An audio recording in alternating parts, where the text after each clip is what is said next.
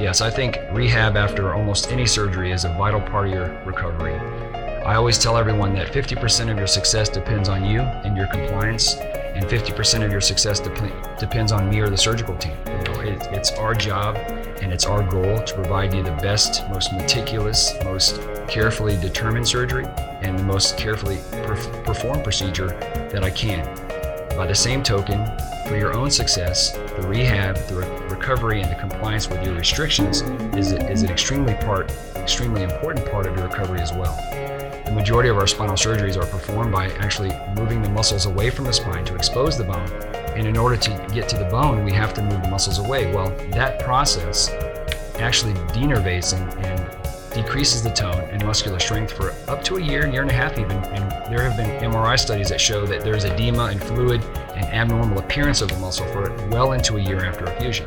So how do you improve that? Well, the only way to ever get that muscle back in shape is through rehab. The normal process of sitting on a couch and walking around every day is most certainly not going to rebuild the muscle to the level that you or I want it to be, particularly because most of the time, and almost invariably, everyone who ends up having to have a surgery has gone through many years, at least a year minimum, of muscular debilitation and pain. So during the process of being unable to exercise, being unable to move normally, your muscles get weak and they become tight. So even before surgery, you're already kind of downhill on the spectrum of muscular strength. So how do we get you over the hill and get you back to normal?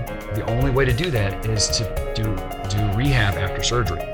And so what I tell everyone is that your muscular recovery and flexibility and strength are extremely important to the overall health of your spine. Even with a solid fusion, there have been studies that show even with a stable spine, if your muscles are out of shape, that you can still have back pain. So you might have the perfect operation, but if your muscles have never been rebuilt successfully, then you'll continue to have aching and pain. And a lot of people will actually have pain in the hips, pain in the gluteus muscles in the buttocks, pain in the low back, and even pain in the knees from muscular tightness that follows a surgical procedure. The muscular tightness follows pretty much our whole body from our pelvis all the way down to our legs. And so when your muscles are tight in your back, it kind of has a cascading effect, just like the song, your hip bone is connected to your knee bone.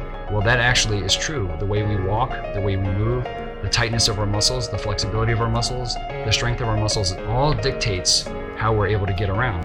And a lot of spine practices don't focus at all on recovery of the muscles through rehab. And I know, as a matter of fact, that if you want to be one of those people who is relatively pain-free, that the rehab part of your outcome is extremely important. You have to do rehab, you have to build the muscular flexibility, and you have to rebuild the muscular strength that you lost before the procedure and that you lost even further after the procedure. And if you do that, then you will be at the most comfortable state possible, which of course, again, is our primary goal.